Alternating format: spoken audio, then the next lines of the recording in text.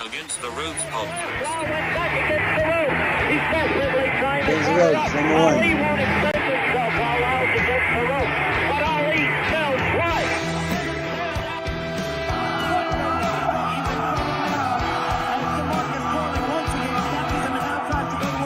Against the ropes. All right, Mayweather back into the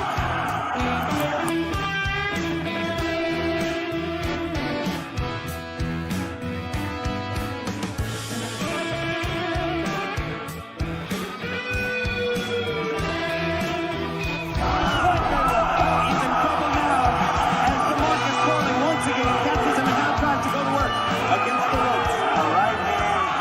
Sent Mayweather back into the ropes.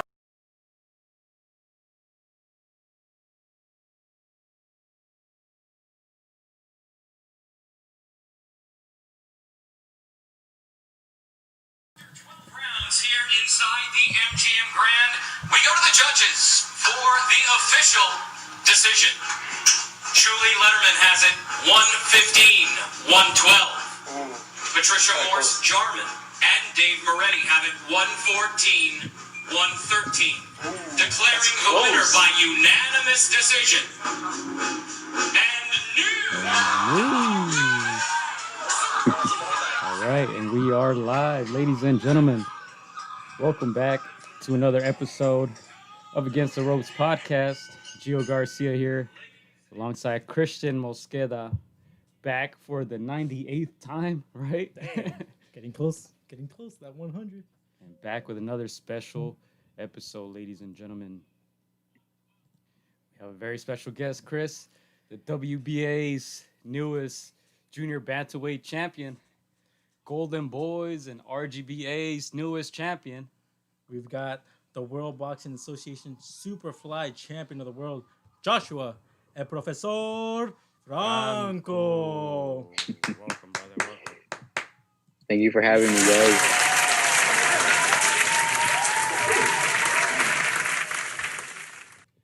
Man, Josh, so I'm gonna ask you: has it sunk in yet? Has it sunk in yet? You're a champion. Yeah, it just did. Yesterday. Okay. It took a while. It took a while for me to, come to my senses, but it finally did. Hey, what does it feel like to be a champion? Let me ask you. It's a great feeling. I feel really good about it. Just words can't describe, and just now I got to work even harder. Have you had the chance yet to watch the fight, to watch some tape? Yeah, I watched it like 2 times already. I keep like watching the clips that they have on the social media. But I watched it before, and it was a good fight. Man. Yeah, dude. Honestly, we saw this fight. We were talking about it a little bit before the show. Gio kind of already started breaking down, but again, you never really know until the final bell rings, right? Yeah. You never know. You gotta be sure. That you win the fight clear. Yeah, tell me a little bit about that fight. I mean, the beginning, it looked like your opponent was getting off to a good start. But then you came back. So tell me what was going on in that corner with Robert right there by your side. Yeah, he was just telling me that I gotta do more. That I wasn't doing enough. That I need to throw more punches. I need to pick the pace up on him, and he telling me that I was way stronger than him, and that he was feeling my shots. So he kept me motivated. He kept me focused on the fight, and it played a big part in the fight. Now let me tell you this, because we were talking about it a little bit before. I thought you had a good chance of knocking him out after a couple rounds. I just thought you had figured him out. He came out really strong, threw a lot of punches, but to me it seemed like he wasn't hurting you, and a lot of punches were landing on the gloves. From what I saw. How difficult was it to remain patient, knowing that it was a world title fight, and you probably lost the first couple rounds, and you're fighting an undefeated fighter, you're fighting for another promotional company, another venue setting per se? How difficult was it to stay focused and patient? It wasn't too difficult. I knew that I had to, stay patient, and that I would little by little break him down. I even told my dad and Robert before the fight that I knew that he was going to start off strong, And, you know, I knew that if I just stay patient, you know, just stay focused, that, you know, little by little, I would be breaking him down. Yeah, like we said, Moloney was maybe, you know, his storyline was put at the forefront of this top-ranked ESPN card, undefeated fighter. Of course, like, you coming confident. Did you ever think, you know what, like, I don't want this to go the distance? Was there an urgency maybe from Robert's corner to, you know, let's try to get this knockout? I'm pretty sure Robert was thinking, you know, about getting the knockout, but, you know, as he probably wanted me, you know, or he wanted me to little by little break him down as the rounds went, you know, wear him down and, you know, eventually get the stoppage. But, you know, before the fight, I was playing it in my head that you know, it was possible that I could knock him out, because I seen that he had been hurt a few times in his past fights. So, you know, I knew that, you know, it was like I had a good chance of stopping him. But, you know, when I actually did it, you know, I mean, I didn't do it, but when I dropped him and everything, you know, it was kind of surprised myself. Yeah. What was that feeling like? What were you feeling when you saw him drop to the canvas? I was just thinking like that I'm about to stop him. I was like, once he gets back up, I'm gonna stop him. But, you know, he ended up surviving. You know, he was a world champion, so, you know, he has little tricks. Yeah, let me send some shout outs here to people checking in on the comment section.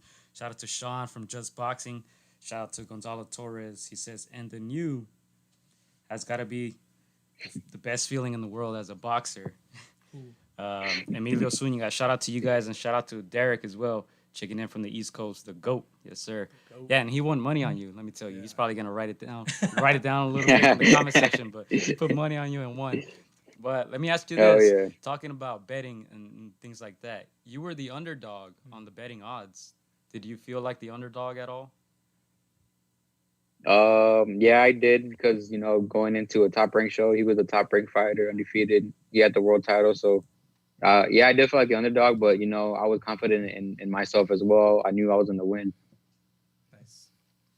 So when they're reading the scorecards, what is it? 115, 112, 114, 113, 2 judges. What were you thinking? What was going through your mind? I was like, it was crazy. You know, I was thinking crazy stuff, because I know Robert was, you know, even saying stuff himself. You know, he was thinking like, damn, they're going to try to, you know, rob me or make it a draw or something. So, you know, I was a little worried, but I was thinking to myself, there's no way that they could give him the decision. You know, I dominated the fight.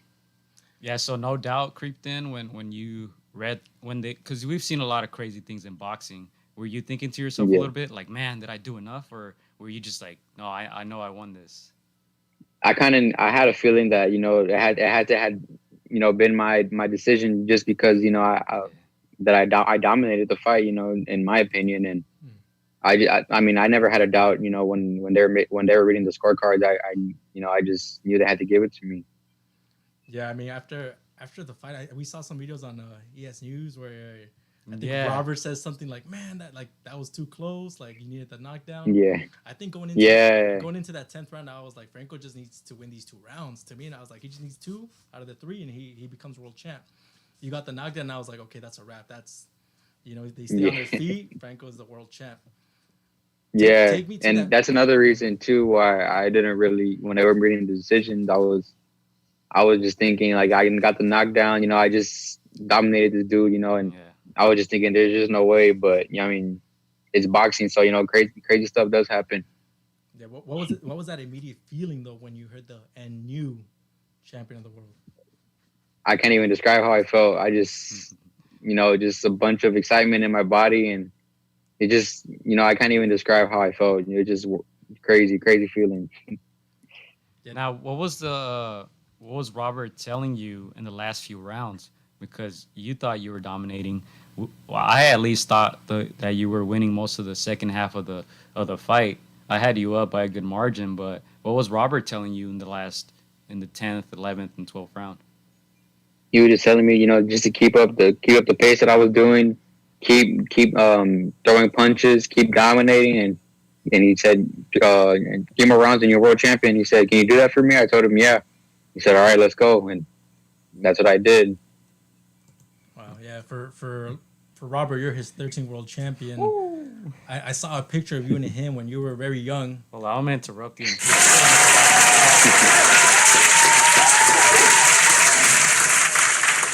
Yeah, that's no easy feat. So That's crazy. yeah, Yeah, go so ahead. 13th world champion. I saw a picture of when you were very young, and I think Robert posted that picture like, "Oh, my 13th world champ," and I think he posted something like, "When I took this picture, I didn't know that this was gonna be my world champ." Like, what kind of words did you guys exchange? Robert, just told me that he was really proud of me. That I was a 13 world champ. He told me that. I mean, at first, when I met Robert, it was just all business. Now he's like family to me, and we had our own words in the back, and we talked about it. And I know I made him very proud. Yeah, let's talk about that for a second because that RGBA camp has produced a lot of champions, a lot of great fighters, and more than anything, a lot of great people. Let's forget boxing for a little bit. What kind of impact does Robert have on you guys just as people, man? Because most of you guys just seem like genuinely just good people to be around with. Yeah, Robert. Outside of boxing, he's always giving me advice. About life, about just different things, and because he was a fighter himself, so he knows how it is. To be leaving family, to be going to training camp and just different things, and he just always gave me advice about life itself, and it's real good, to have him, by my side, and just it's a great feeling. Take us back to the first time that you met Robert, that you knew you were gonna be training with him. How was that like? It was a crazy feeling because I grew up, watching Mikey, Brandon, Margarito, all the fighters that Robert trained. I grew up watching them on HBO and Showtime, and to train, actually get the chance to train with Robert, it was like a dream come true. Like kind of like winning the world title, and it's just it's a crazy feeling, and now to be family with Robert, it's a blessing. All right, before we get into more questions about the fight itself, we have a question here from Derek. Um, I don't know if you guys asked it, but does Andrew have a rematch clause? I know he was asking for a rematch. I don't know if you watched the fights last night. His twin brother fought, and he said he would like a rematch with you. Is there any contract? Yeah, there is a rematch clause that we do. That, I mean, if he does want to take the fight again, there is a rematch clause for that. So if he does decide to want to fight me again, I have to fight him again. So yeah, there is a rematch clause, but I mean, we'll see what happens. I know that he had like his eardrums are busted or something like that, so I know he have to recover. I don't know how long it'll take him to, but we'll see what happens. Is there a timetable where he has to give you an answer to get that match into place? I'm not too sure about that. There might be. I'm not sure though. Okay. With this win, I mean, you're in title contention to either unify or to try to get the other titles. What are some names out there that we know in that super flyweight junior bantamweight division that you're looking at now? Well, of course, Chocolatito. He has the other WBA belt. Yeah. So fighting him, that would be a good fight, or Gallo Estrada, fighting him, or Ancajas as well. I know he's with Top Rank, so I mean, I fought a Top Rank fighter. Why not do it with Ancajas and unify for the IBF and make a fight happen. Yeah, so the WBO Kazuto Ioka, IBF Jerwin Ancajas, and WBC Juan Francisco Estrada, and of course Chocolatito has the upgraded version of yours. This Chocolatito probably seems one of the easier maybe fights to make because does fight on the zone and he does have the other WBA title. Is that the fight that you want? Yeah, of course. He has the other WBA title, like mine. But yeah, that I think that would be the easiest fight. Since we have the both WBA, both sanctioning WBA. So I think it would be, it would make more sense for that fight. When we talk about Chocolatito Estrada, these are guys that are in the pound for pound rankings in that division. What do you feel like you need to do to squeeze out a win with these guys? Just keep working on my craft, keep working on my techniques. Stay dedicated, work hard like always, and just doing what I do. I'm always studying boxing. I'm always learning new things. So just keep learning and keep training hard. Like Gio mentioned, you kind of went in a way across to the other guys' promotion and took this belt. What were some of the what are some of the things that Oscar de la Hoya told you? You went over to the other show and got the belt. He just told me that he was real proud of me.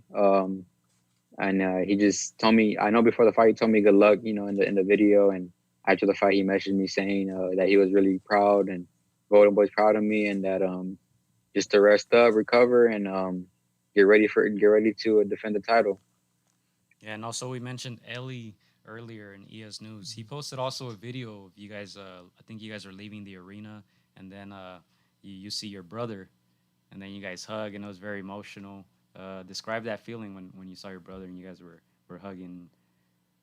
What type of Yeah, I just feeling? got emotional because I know that he's told me before that I'm his role model and he looks up to me, and to win a world title and have my little brother see, it's just a great feeling knowing that just show him that anything's possible, dreams come true, and just we've been through so much together, and just to win that title for me and my family, it means a lot, so it was a good feeling to see my brother after that, after everything.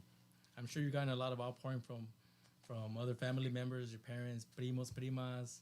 What other things have they told you? They just told me that they're very proud of me. They could say that their nephew, my dad could say his son, my mom could say her son, my grandparents could say their grandkid that he's a world champion. I know that they're very proud of me, and it makes me feel good that that I did that. Yeah, definitely. What would you say was the toughest part of this fight? Um, just the fight itself, it was tough. Just fighting a tough undefeated fighter like Andrew Moloney.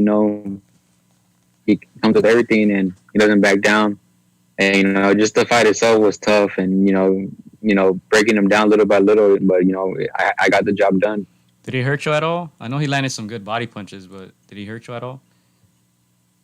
No, I never I know he landed body punches, but nothing enough, to keep me away, or nothing enough to be like, oh, you be careful. I knew little by little that he would slow down. He started too fast. Mm-hmm. Yeah. For people that follow your career, Josh, this wasn't a straight up career to the title. You had some ups and downs in your career.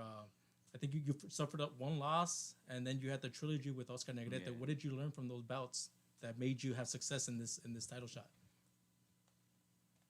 It just mentally made me a stronger fighter. Mentally, physically, I know that I could go in there with anybody and fight 10, 12 rounds hard, and just do my best. But the main thing it taught me was mentally, it made me mentally strong, those fights. Yeah, for people that don't know you, you're only 24 years old. 24 years. Damn, so got a lot of time ahead of you. What does Robert, who's been in this game, who's been a world champion before, what does he tell you?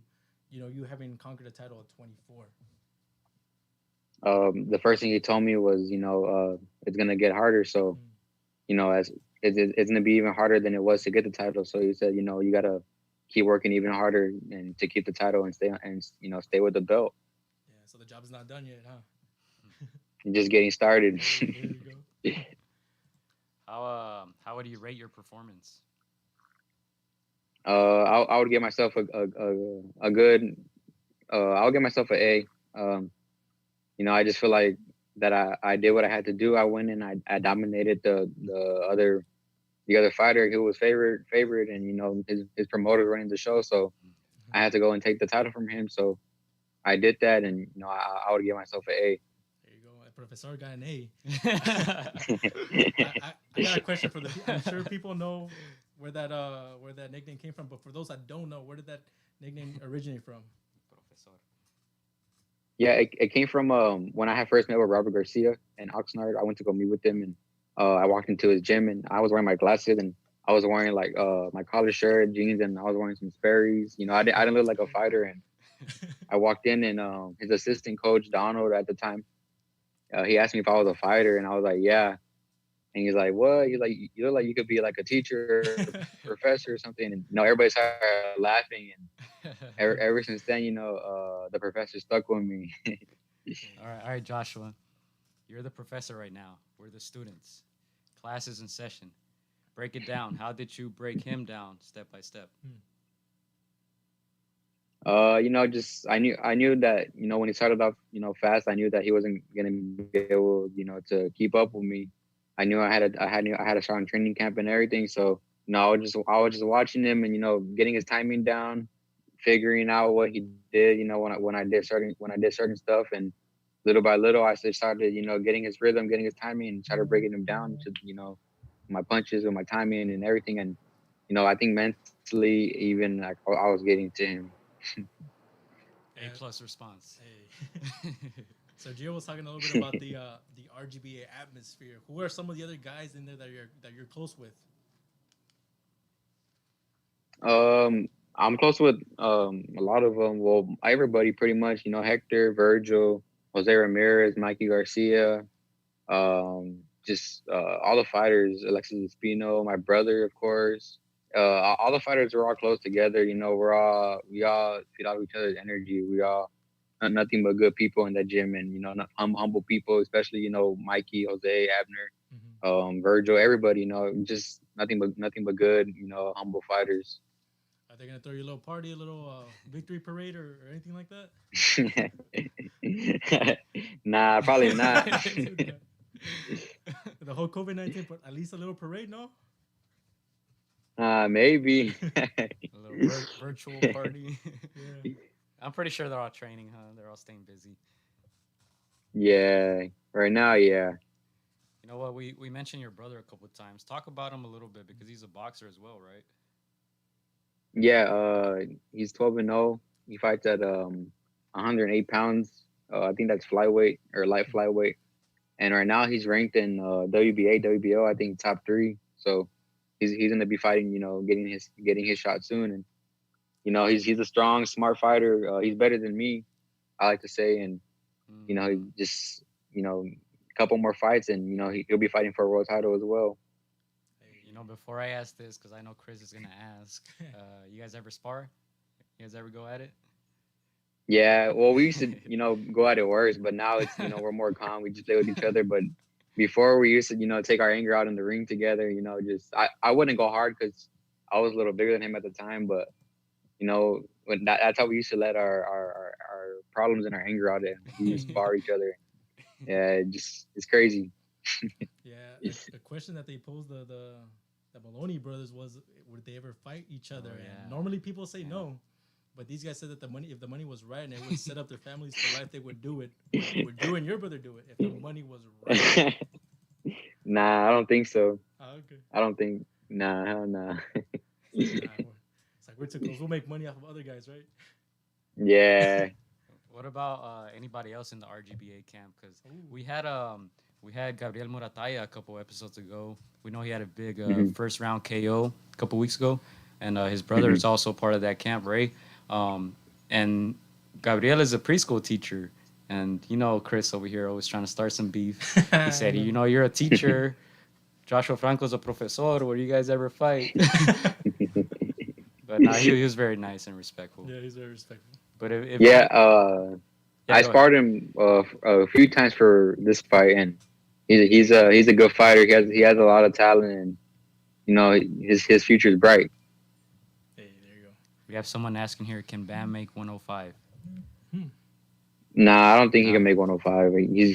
He's already growing. He's even growing out of, I think, the 108 pound weight class. But he can still make it. If it's for a title, for sure. Joshua, you're in this 115 division. Did you have any trouble making weight, or did you feel comfortable, or how was it? I wouldn't say I had trouble, but I wasn't comfortable either. Sometimes I go up and a little bit high in weight, and it's kind of hard to cut down. But I just feel like I can still make it easy for sure. Was that in any part due to the pandemic? Not really. Nah. I just like eating. I like eating a lot. Well, what are some cheat meals that you like? Yeah. I like tacos, burgers, pizza, everything. Anything that tastes good, I'll eat it. Hell yeah, that's what's up. What are some foods in Texas that you recommend that you can only find in Texas? We've never been there, so we gotta go and try some good food. What do you recommend? Mexican food, of course, and barbecue. We have a good barbecue. Okay. But I would say Mexican. It's different from Cali Mexican food. Y'all have like real Mexican. Ours is like Tex-Mex, but Okay. I would say it's better. Oh, you like yours better? Yeah. Oh, Okay, okay. that's biased opinion. Hey, Josh, are the portions bigger in Texas? Because I keep hearing that the food portions are bigger. Yeah, well, it's different too. Like we have breakfast tacos. People get like tacos for wow. breakfast, but they're like in flour tortilla. Mm-hmm. And in Cali, I know it's just like they only have like mini tacos and stuff like that. But I think the portions are bigger for sure. And you fought in Cali, you fought in different places. You fought in Puerto Rico. How was the experience there in Puerto Rico? The culture there? It was dope, man. Just different atmosphere, different weather, different just views. It was a dope time in Puerto Rico. It was a good experience. Okay. As far as not the fight, but everything else was good. Yeah. You go dancing out there, or it was all business? Nah, it was all business. It was all business. Start trying to get him in trouble. Chris. Yeah. Let me ask you this. The great thing about your great moment was a lot of people forgot about the pandemic for a minute. How has it affected you, training or in your career or just personally?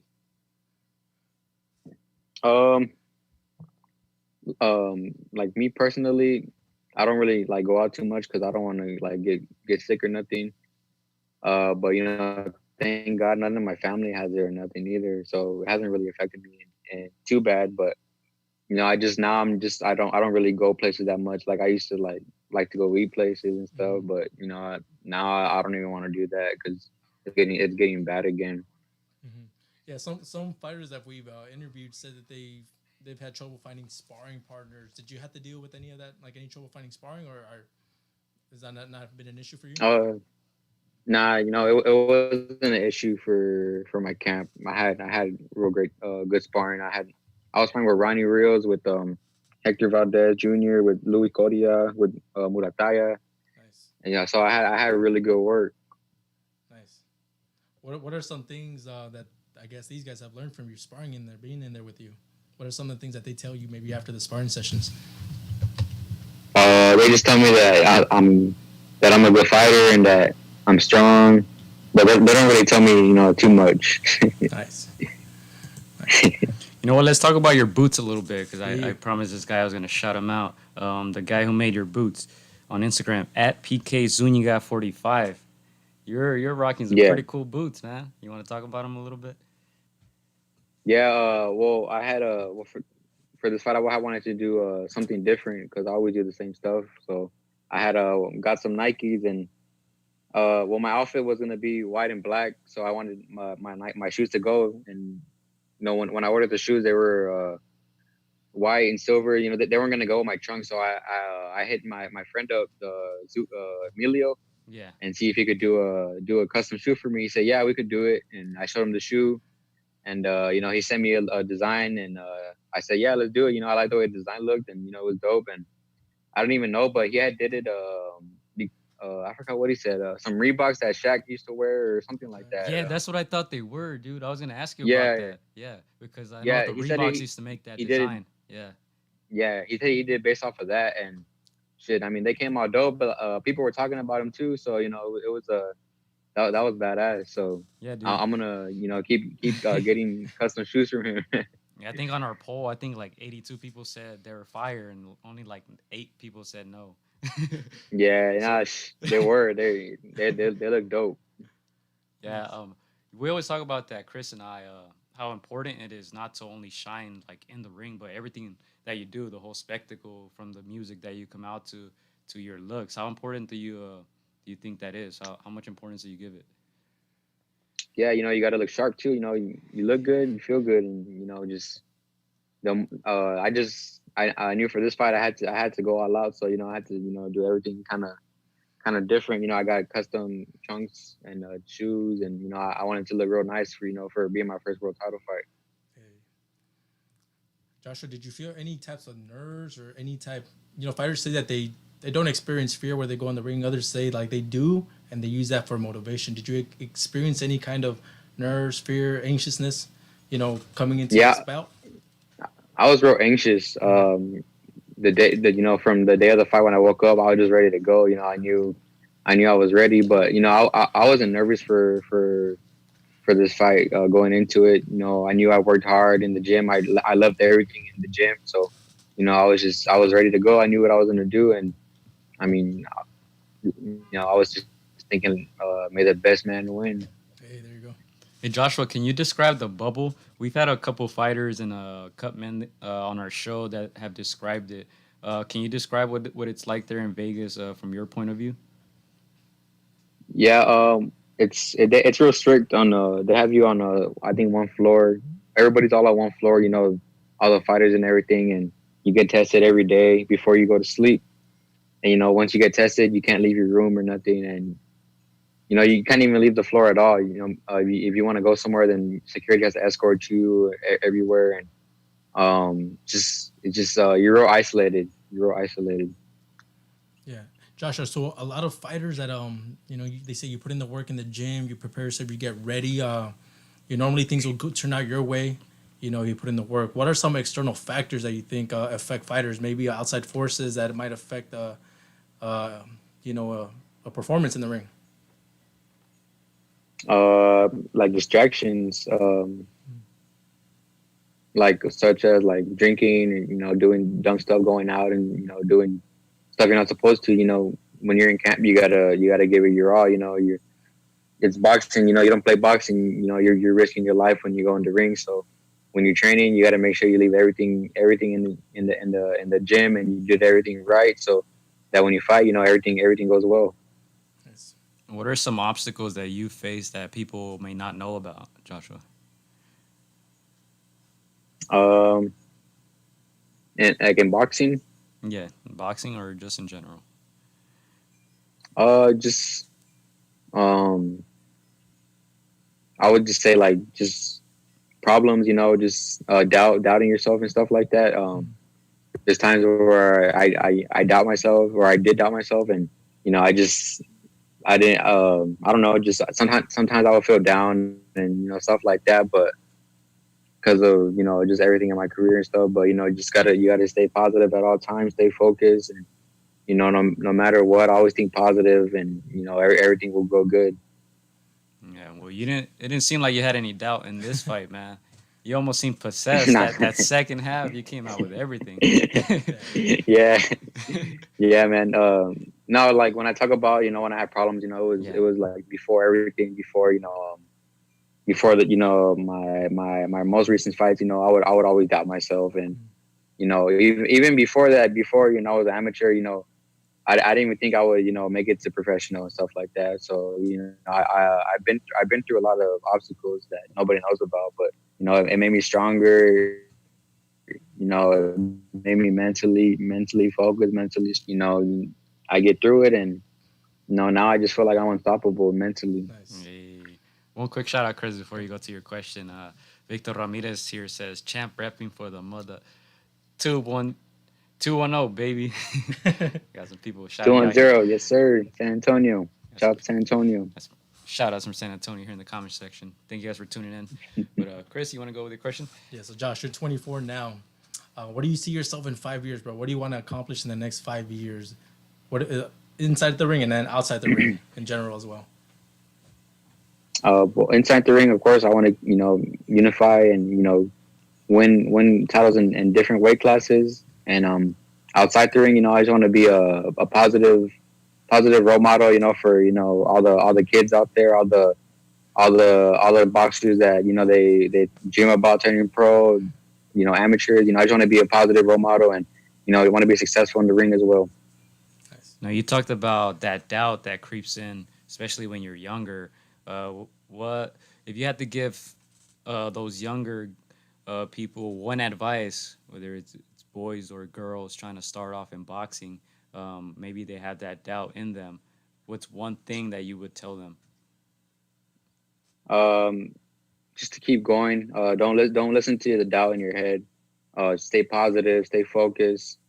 No matter what anybody tells you, you could do whatever you want to do. If you have a dream, go work hard. Stay dedicated, and your dreams will come true. Nice. There you go. Yeah. So Josh, you sound, and I know you are very level-headed, and it doesn't seem like you're into those material things. It seems like you want to leave a legacy behind, but it looks like the big fights are coming your way. If you had to splurge a little, what are some things that you would want to buy for yourself? Oh, good question. For sure, I wouldn't want to buy my own house. Okay. That's the first thing I want to do, buy my own house, and then, just maybe buy myself a car or something. I don't know. Just I don't know. That's a good question. Yeah. I know, like, you don't sound like a materialistic guy, but I mean, you're working hard. You deserve to reap the benefits. So yeah, I'm just curious. Like, what would he buy?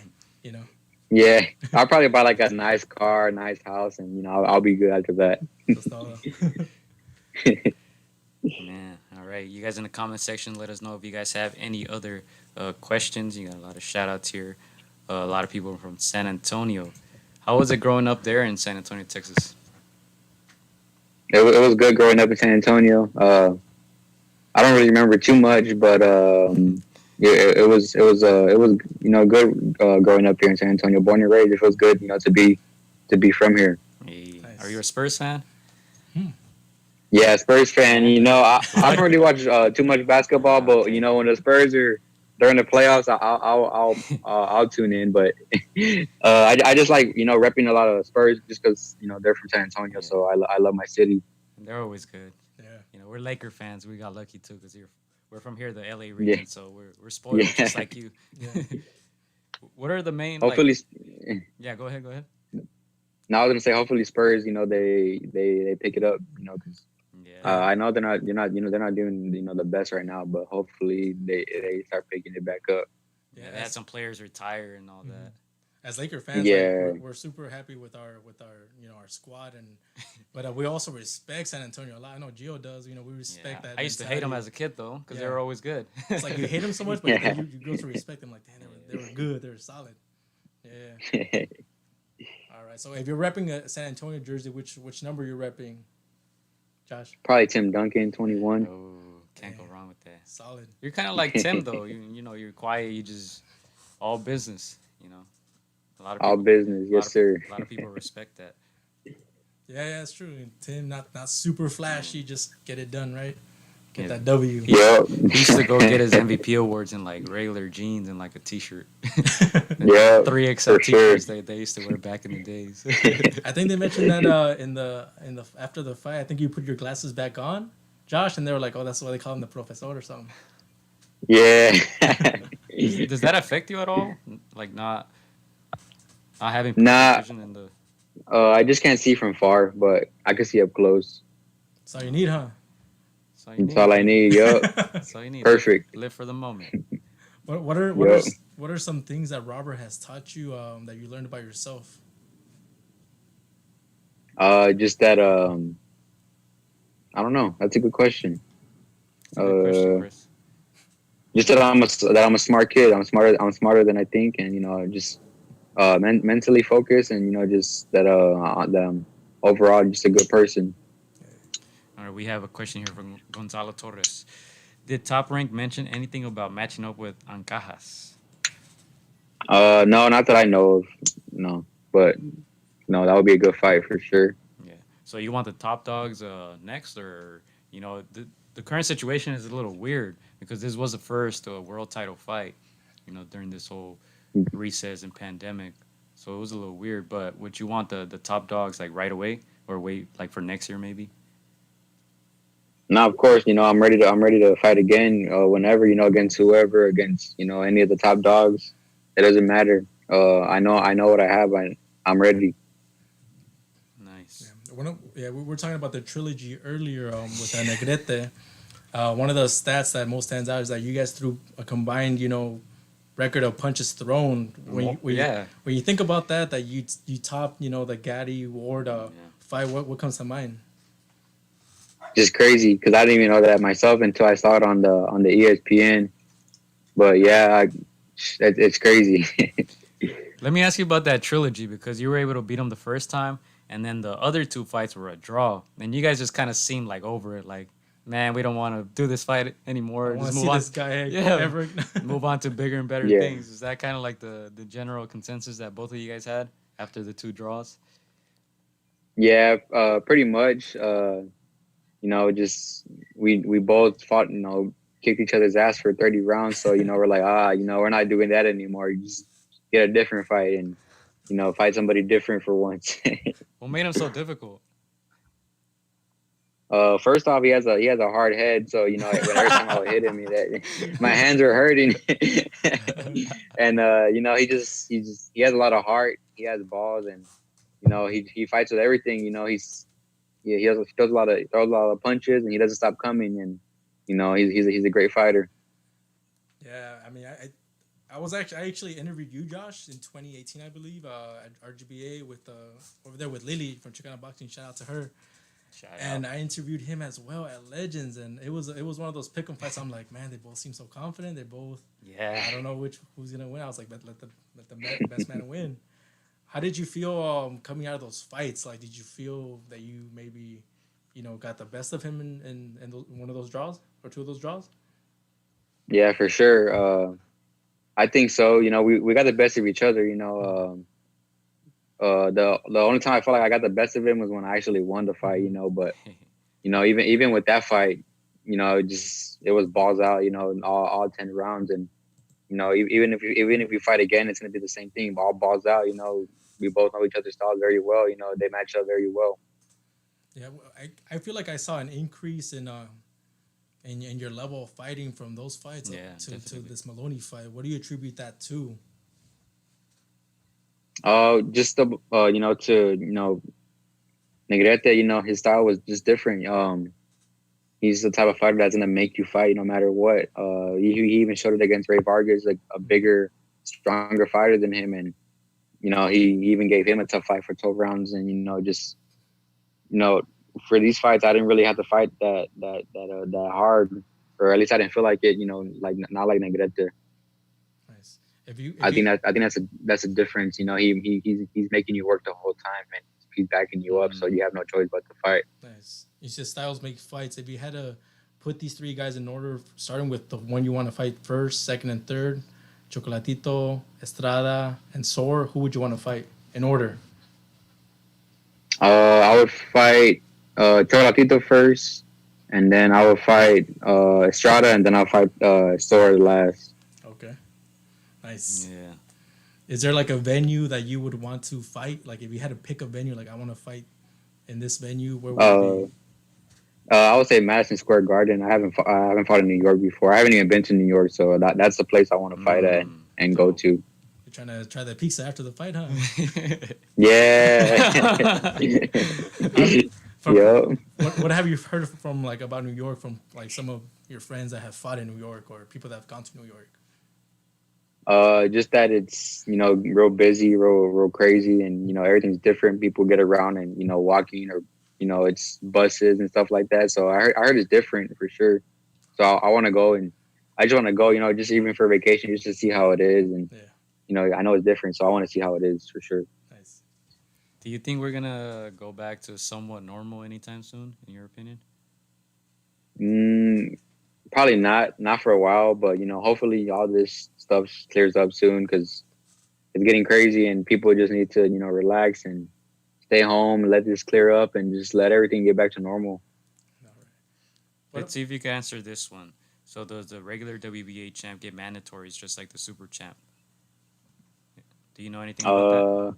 No, I don't know anything about that. Yeah, that's a good question actually. I don't know. Yeah. Nice. Never thought about that. Nice. So Josh, what do you do when you're not boxing, when you're not training? What do you do for you? I just chill pretty much, hang out with my family. I'm always, just chilling and, just trying to stay busy. I go eat with my family, my dad, my brothers, or I'm with my girlfriend at her shop, or they have a shop or a family business shop downtown, and I'm always with her. I'm always with my family. Either one, I'm just, just doing that. I don't really do too much. Shout out the business, man. Let the people know what's up.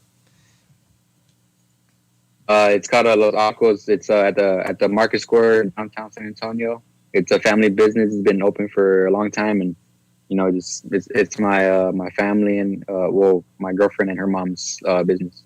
There you go. People go support. Hey, what did your girlfriend tell you now that she's with the world champion? Let me see them she's real happy for me. She's really happy. She's really proud, and she's just not the jealous type at all. I think he cut off. Hold up, guys. 1 second. Sound. Yeah, I think his girlfriend cut us off, man. Oh. Dang it. We'll try to get him back on. Okay. Probably send him a message. You already know what question I was gonna ask. Or his next. phone died, maybe.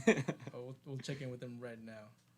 But yeah, we are live with the WBA Super Flyweight Champion of the world, Joshua El Profesor Franco. We're gonna try to get him back on. Yeah, I think his phone probably died. For real, sometimes they forget to connect it. But yeah, dude, so I'll keep us going. Going back to the fight, dude. That was a great fight. Again, a lot of people see, man. I was hyped for it. A lot of people see these fights and they don't know the intricacies of what's going on outside of the ring. So Joshua Franco was the underdog going to another promotion company's card, and if you saw ESPN, you saw the Top Rank card, they were really promoting the Moloney brothers like extensively. So a lot of people gave Joshua a shot, but not not a huge shot. And so for him to pull off this win was great. Yeah, he's back. All right, Josh. Girlfriend got a little. I don't know what happened. It cut out or something. Don't lie, bro. I saw. Nah, I swear. It was weird. I think I saw your girlfriend's hand. Be like, what? They're asking about. Yeah, she came in real quick. You should give me that phone. Who are you talking to? All right, bro. So you're sideways again. Can you? I think oh yeah, let me see. Let me see. Oh, there you go for sure. You're back. All right. You're back, guys. He's still the same old Joshua. It didn't get to him yet. Hey, thank you, Zuniga, for the compliment. He said he likes my hat. Thank you. Hey. I'll hook you up with one if I ever meet you in person. So Josh, who have been some people that have reached out to you that you're like, oh man, they congratulated me? Any names? Not really. Just everybody from the gym: Mikey, Jose Ramirez, Virgil. Of course, Oscar De La Hoya reached out to me, so that was pretty dope. He was happy. You went over there, took their belt, came back with it. Yeah. You went and I know David Benavides followed me on Instagram, so that was pretty dope. Dope. There you go. Hey. Everybody listening, go follow El Profesor Franco. What's your at? It's one Profesor Franco. Is that right? Yeah, Go follow, guys. Who are some names that are active in the game that you look up to, Josh? Mikey Garcia. Who else? Lomachenko, Ramirez, Virgil Ortiz. There's a lot of names that I look up to, but I have a lot of favorite fighters too. Nice. We mentioned weight earlier. Would you want to move up in weight eventually? Yeah, eventually. Yeah, I want to just get a couple more titles at 115, and I'll move up to 118 and get me some titles there, and then you keep going. You still got time, brother. You're 24. Man. Yeah, for sure. So this was your biggest main event up to date. When you think about headlining even bigger cards with even bigger names, what do you think about? What comes to mind? Just bigger fights, bigger names. Just growing as a fighter, and that's what I joined boxing for, for the big fights, and hopefully I get to headline with the Chocolatito or Estrada and Caja, somebody, just that's my dream, and that's what I think about. When you step away from the game, I know you're still very young, but what's the thing you want people to say about you? I just want to be remembered, as a legend, as one of the greats, just like Sugar Ray Leonard, Roberto Duran, Mike Tyson. I just want to be remembered as one of those fighters. Nice. Good answer. Yeah. What do you do, Josh, maybe on a day-to-day basis to separate yourself from the pack, from the rest? I don't know. That's a good question. I don't know. I don't know what to say to that one. Gonzalo Torres here in the comment section says Golden Boy should make your next defense on the Canelo undercard Ooh. if it happens. Yeah. Yeah. That would be dope. Yeah, Have so- That would you be been badass. Have you been in any of the Canelo undercards thus far?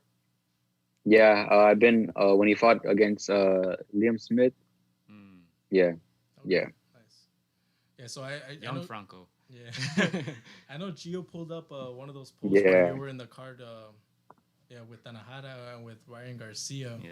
What are your thoughts on Hector calling out Ryan during this whole pandemic? Hmm. You know, Hector wants that fight. You know, he's been wanting it, and you know he's been trying to make it happen. You know, he's confident in himself. He knows he could beat Ryan, and you know he wants to show the world, and you know hopefully he gets that fight soon. Let me ask you this, because those are you guys are three very promising fighters, and you are the first one to get that world title. Did you ever imagine that it would come at this age, or you have, I think, 20 fights as a professional? Did you think it would come that soon? No, I didn't think it would, you know, come this soon. But you know, I got the opportunity, and you know, I'm just blessed, and you know, now I got a world title. So, you know, it's something I dreamed about. It's now that it's happening, it's crazy. But you know, just got to keep going and work even harder now. Did you cry a little? Yeah, huh? A little bit, yeah. Just I did a little bit, and you know, I was just mostly excited and you know happy, and just it's a dream come true. But you know, like I said, it just now I have to work even harder. Your parents too, they were crying a little bit with you? Yeah, my mom and you know my dad, you know they're very proud of me, and you know that's a good feeling. You know, knowing that I make them proud, and you know everything that we've been through as a family, and it's just crazy, and you know it made me feel good when I won. Nice. So I'm sure you had like little kids around you. You know, I know Gio touched a little bit on that question, but what do you tell these kids that are, you know, trying to get into the RGBA? I know there's like an age limit, like there's an age requirement, 8 years old. Or what do you tell these kids who they are starting and maybe they don't see the end result yet, but you know they're in the gym day in and day out? Yeah, especially in today's Just keep age. working. Today's age, where a lot Just of keep- like the internet and a lot of negative comments on the internet and things like that.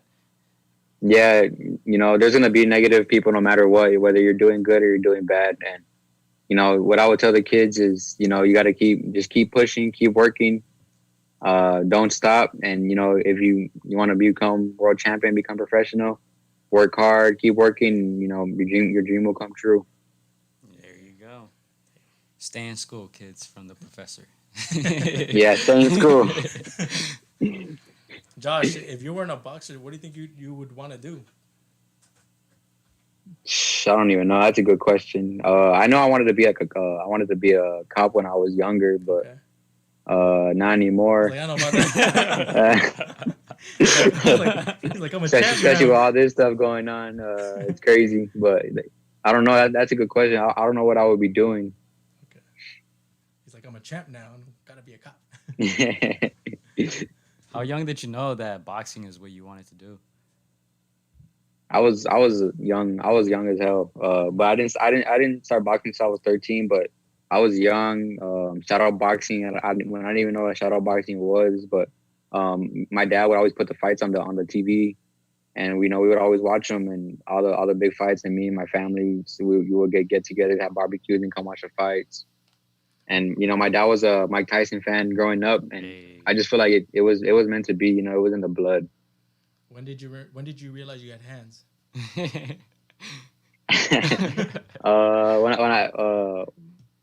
I forgot how long it took me to spar, but the very first time I sparred, and you know, I was making some kid bleed, and you know, I felt really good.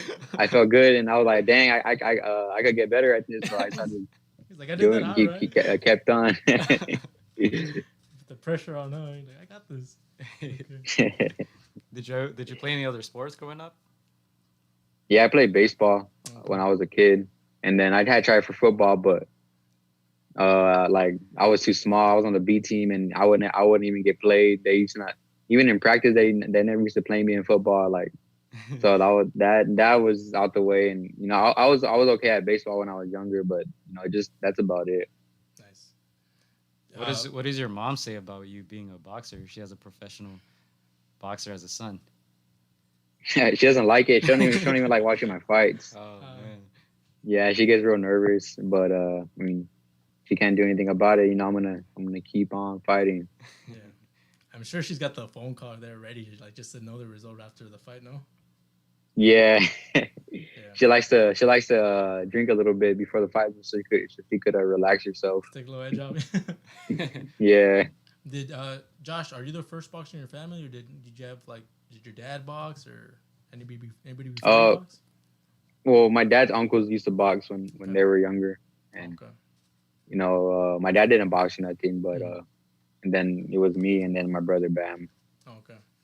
Would you want your children to fight one day, or would you prefer for them not to? Or I mean, it's up to them. I'm not gonna force them to be in boxing.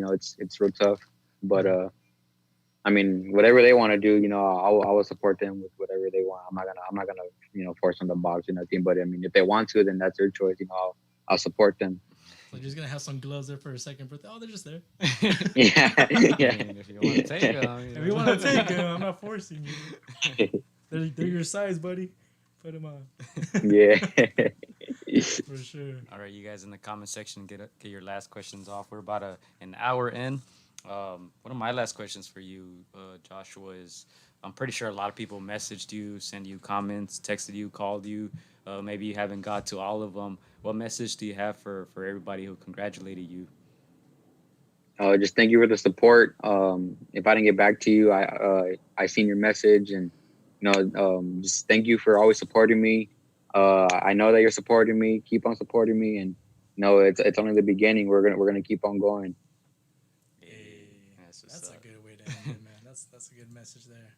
Yeah. I just wanna thank you, Josh, for joining us here on our podcast. It's an honor to have you, here, world champion. A role model clearly for the young kids here in the United States, man. So we're really proud of you. Like I said, me and Lily met you in 2018 when we interviewed you. It was a short interview with your buddy Hector, but man, it's great to see how you've achieved one of your dreams, and I know you have many other dreams that you want to accomplish, and you're well on your way. You have a great support system with Robert and those guys around you. I'm sure you have a great family, great backing. So man, just can't wait to see what's in store for you. You're still very young, 24. So I know, like you said, the hard work is gonna start now, right? Of course, and thank you for having me. Thank you guys for having me on y'all's podcast. Also y'all, I like what y'all are doing with the podcast. So keep up the good work, and hopefully I could be back on soon. Hey, of course. Thank you very much. And for my part, man, I just want to congratulate you. Just let you know that your name is cemented in the history books of boxing, right? A lot of people have tried. Not many have gotten that opportunity to fight for a world title, and a lot haven't taken that full advantage of it. And you certainly did. Took that belt back to your stable. I just want to congratulate you and the whole RGBA camp, Robert, and everybody who's worked with you, man. Congratulations. Thank you, bro. I really appreciate y'all. Thank you. Yeah, Thank you very much. We're gonna tag Oscar. Be like, hey, yo, open those pocketbooks, man. You brought back a title. Yeah, and Virgil's fighting soon, right? Virgil Ortiz. Yeah, I think he's fighting July 20-something, or I forgot what day it was. Yeah, something like that. We wish him the best, and everybody else who's fighting. Hopefully, things get a little better, man. Hopefully, you guys can continue to fight. And then we also have a question here. Gonzalo Torres, thank you for being active here in the comment section. He says, any word on when you'll be back? No word on when I'll be back, but hopefully soon. And we'll see what happens. I'll keep everybody updated. You feel a little more pressure now that you got a title? Everybody's watching. I'm excited. I'm excited. I'm excited to see what the future has, and it's just the beginning, and I'm gonna work even more harder than I did before. Hey, man. Yeah. Whether you go get that rematch with Moloney back, whether you go for Sor, Chocolatito, Estrada, dude, we'll be watching, man. We'll be watching. So appreciate it. To see your next bout, man. Yes, Thank you, guys. Thank you. Yes, sir. Hopefully we'll have you back someday, man. Maybe your next fight, and just wish you the best, brother. Stay safe out there. Sounds good, man. Thank y'all guys for having All me. right, Have a good one. Thank you very much. Let me hit him with a quick round of applause. Thank you, bro. Peace out. All right, thank you, bro. All right, thank you. I have a good one. You too. Thank you. All right, man. That was Joshua Franco. We're still alive, Chris. We're still alive. We're gonna say our goodbyes. Any last words from you, Chris? Nah, I mean, it was just an honor just having someone that we saw as a contender grow and become a title holder, a champion. I mean, honestly, anybody that gets in the ring is a champion. You know, they're doing something so difficult. You know, it's not an easy sport. Not everybody does it, and we understand why not everybody does it. But for him, like you said, to get to that moment and seize that moment, you know, he went to another promotion company and he won a title. And when we saw the scorecards, it was very close, very close. So, dude, just an honor to have him here on, and we can't wait to see what's next for him. Definitely. I remember when you would go to the RGBA camp and you had the camera rolling, and you'll see Franco there in the corner, just quiet little guy, you know, just putting in work, you know, and it's great to see him now become a world champion, man. We're very excited for him, very hyped for him, and very hyped to see what comes next, man. Big fights possible on the zone. We said Chocolatito, you know, Soren V-side. Estrada has a title as well. So, man, just excited to see what comes next. And it just shows you don't have to be flashy. You don't have to be like this you know, social media star. You just put in the work, and that opportunity will come. And you got to seize it, and that's what Professor Franco did. Yeah. Great role model, like you said. Yeah. And yeah, that was it for us, folks. Thank you guys for tuning in. We'll be back soon. Episode 100 is approaching. We're going to try to work on something for 100, man. Hopefully we can pull it off for you guys. But yeah, we'll be back soon. We'll probably take a week off or so. We gave you guys too many episodes the past couple weeks. Y'all tired of us, man. I got spoiled, but yeah, I think we put out like 4 or 5 episodes in the past couple weeks. So we might take next week off unless we have another guest. We have some things, trying to line up some things. But yeah, man, we'll keep you guys... We'll keep you guys posted. Make sure to follow us on Facebook, Twitter, Instagram for all the latest news, and we'll be back soon. Hey, that's it. And a shout out to all the past guests that we had. You know, see you guys soon. Yeah, all the past guests, man. You guys are part of the squad. You guys are part of the team, man. And if you guys aren't subscribed to the YouTube channel, make sure to subscribe. Like we said, we're gonna work on something special for episode 100. We're on number 98. So, like I said, hopefully we can pull it off, man. We'll talk about it right now off air, but. Yeah, stay tuned. Thank you guys. Peace out, Sean. Peace out, Derek. Thank you guys. Big surprise. Hopefully, man. Hopefully. We're not going to say anything yet because if we don't pull it off, we're going to look bad. But yeah, thank you guys for tuning in. Make sure to check out Just Boxing as well. Sean Fitzgerald. Make sure to check out Just Boxing Foundation. Doing great things for the community there. Sean, so check it out. And thank you guys for tuning in, man. Chris? That's it. That's it? All right, man. Be out.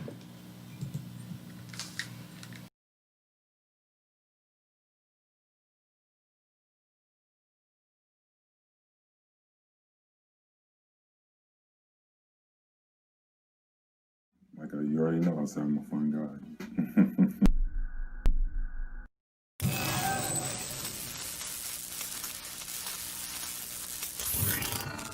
Hola amigos, soy Juan Gallo Estrada. Quiero mandar un saludo para mis amigos de Contra las Cuerdas.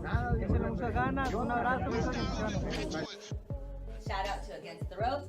You know what mine is? Let's box, bitches. It's almost fight night.